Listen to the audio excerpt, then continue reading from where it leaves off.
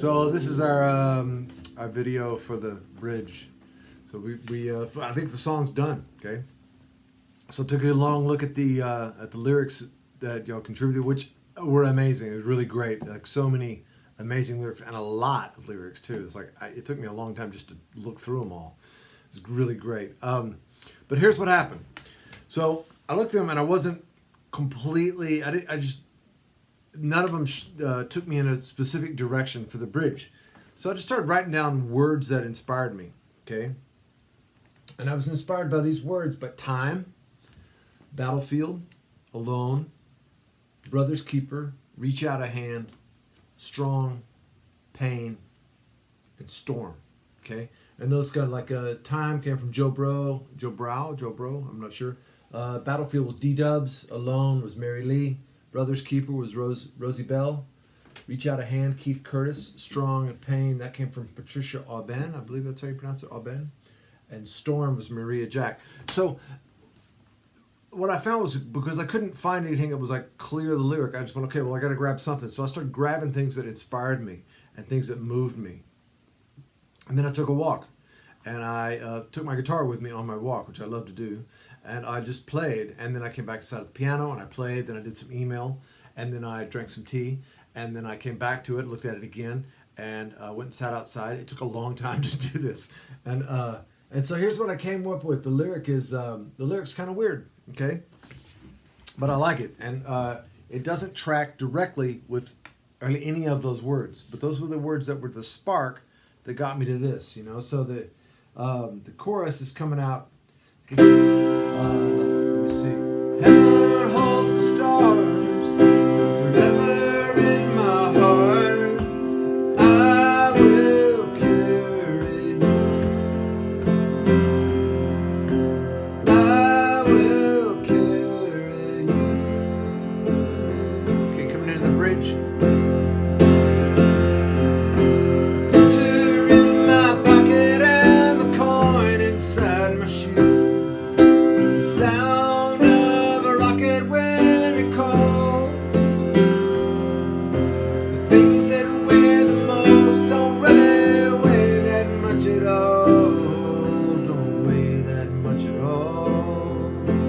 Weigh that much at all. The things that weigh that much at all.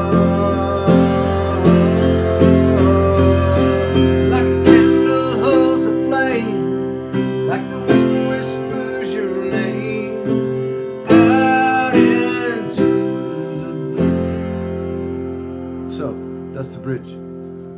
Carries on into the chorus. The picture in my pocket, the coin inside my shoe, the sound of a rocket when it calls. The things that weigh the most don't really weigh them much at all. Don't weigh that much at all. Don't weigh that much at all. So that's what I landed on. So let me sing the whole song for you, okay? And then we'll talk about why I did that with the bridge. Or maybe I'll talk about that now, okay? To me, there's a couple. The bridges are the most weird and bizarre and mysterious part of songwriting to me. There's no right and wrong way to do it. Everybody writes a different kind of bridge. Kim Ritchie said, if you can't say anything new musically or lyrically in the bridge, don't write a bridge. Which is really pretty basic knowledge. It's like basic information. Because if it's just taking up space, well then make your verses stronger and your chorus strong, and then you don't need a bridge, and you end the song faster, which is always good. But if you can, the bridge is this place to take the listener out on a journey, take them somewhere else, and there's two ways. There's many ways to do it, but two ways that I really like. It's like if you look at the bridge as this thing that closes, it starts open and gets you can get kind of spacey in the lyric, and then closes like that. Lucinda Williams writes really great bridges like that. Jason Isbell writes fantastic bridges like that. Other bridges go like that. They come in, they start finite, and they go like that. They open up into sort of the imagination, so they flip that sort of spacey thing start spacey, go finite, or start more finite and go spacey. I picked that one. I picked a more open-end bridge approach to this.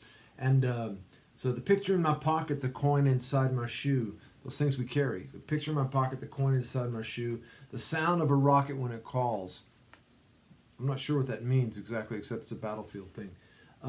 The things that weigh the most don't really weigh that much at all. That line just came to me. It was inspired by these other lyrics, but it just sort of, I was looking for something to rhyme with call, but it like popped out. And I was thinking about the things that weigh the most, which is grief, love, our memories. Those are the things that weigh the most in us. The things that we count on and carry with us. It's like they don't really weigh anything. They're not. There's not like they don't add to your overall weight. So that was where I was coming from. So let me sing the song for you, okay? Congratulations, we just wrote a song. You carried me on the day that I was born, across the mountains to the sea. You carried me along, you and I. We saw highs and we saw lows, taught me what I need to know in this life and beyond, in everything and I will carry you like a candle holds a flame, and the wind whispers your name out into forever in my heart. Heaven holds the stars. Flip that around. I will carry you. Yes, I will carry you. I'll carry you. When the battle in your soul and the ringing in your ears, let you go, I'll be there till the night turns to day and the fear starts to fade in the valley down below, in everything I do. I will carry you like a candle holds a flame, and the wind whispers your name out into the blue. Heaven holds the stars forever in my heart. I will carry you. Yes, I will carry you.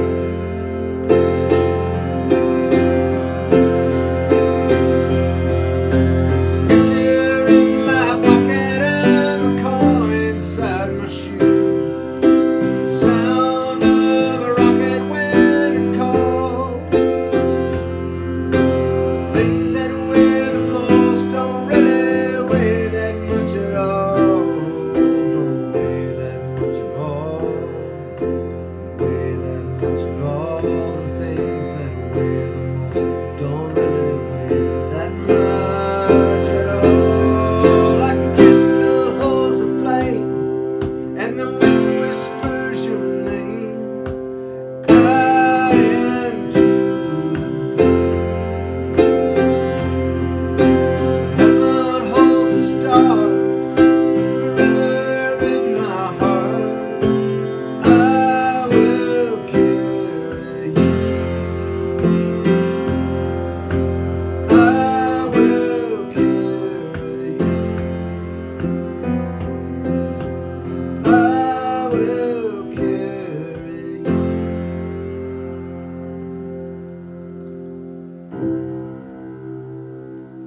That's our song. Pretty awesome. So thank you. I just had a couple more things here before we go. So just any little songwriting snippets here, tidbits I could give you information. First off, beware of crowdsourcing songs. It's really hard. It's great to get all these inspirations, but I tell you, this is challenging because there's so much information coming at me. So if anybody ever suggests you do this, put your seatbelt on. Then when you're writing songs, and I think one of the hardest things about this was I'm used to having my point of view, clear point of view. And so it's a challenge to have 30 different points of view coming at you.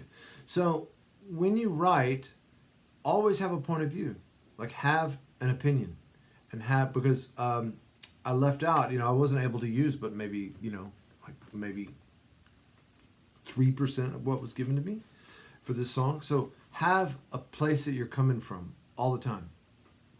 It's vital in writing. Don't be a pushover, especially if you're co-writing. Don't be a pushover, but be willing to be pushed over by a better idea. And when you're writing lyrics, a lot of y'all made really great progress, I think, in this over the course of this exercise, is be super clear. Try to be as clear as possible. Even when you're being mysterious, be clear that you're being mysterious. It's just have that thing that you're coming from. Have something to say and say it in as simple language as possible. Pay attention to meter. It's really important. Even as I get older, I realize and write songs more. I realize how important it is, meter. And when you write a lyric with a really good meter, you can sing it a million different ways. Singers love you because it's easy. And if you're going to pitch your songs to other people, stay with the meter, man. Look at almost any great song that you know. There's a meter to it. It sticks with the meter. It's boom. It's hanging in there. When you're writing lyrics, think about singability. Is the word choice going to work? I was going to try to use, what word was I going to use? I was going to try to use memory today. It just didn't sing. I couldn't figure out a way to sing it. It just didn't work. I wanted to put it in there, but it didn't work. And then emotion. Getting to the point where you can have emotion in your songs and your lyrics. The more you work on your craft and get that honed, where you understand meter and understand singability and all that stuff, it kind of opens up the pathway for the emotion to come out in the songs. Because you can have all the emotion you want in the song, but if there's no craft there, it gets distracted and gets blurred, and so it doesn't translate to the listener. So understand craft, work on the craft, and the emotion will come through easier and be relatable. Then two other things. If you're interested in this, song workshops are really cool. There's a couple of really great ones. First, I'm doing one in I'll be in England. I'm in Scotland, actually, not England. Sorry, I'll be in Scotland in June teaching a workshop with my friend Boo Hewardine. It's fun, a lot of fun. It's an awesome place in Inverness. And then I'll do another workshop in Texas, in Austin, in probably November. I haven't got it on my site yet, but just pay attention to my site and follow me on Instagram and all that stuff and Facebook stuff, and it'll be there. But and lastly, most importantly, beware of teachers. Beware of people who tell you how to write songs. I know that's a really silly thing to say now, but everything I said here was an opinion. It's just my opinion. It's not right. Beware of people who say that they're right in songwriting. So, and all right. Well, listen, it's been great. Thank you very much for tuning in. Thanks for contributing. And thanks to all the Hookist people for making this happen. And thanks for supporting Songwriting with Soldiers. We are very grateful. So, I could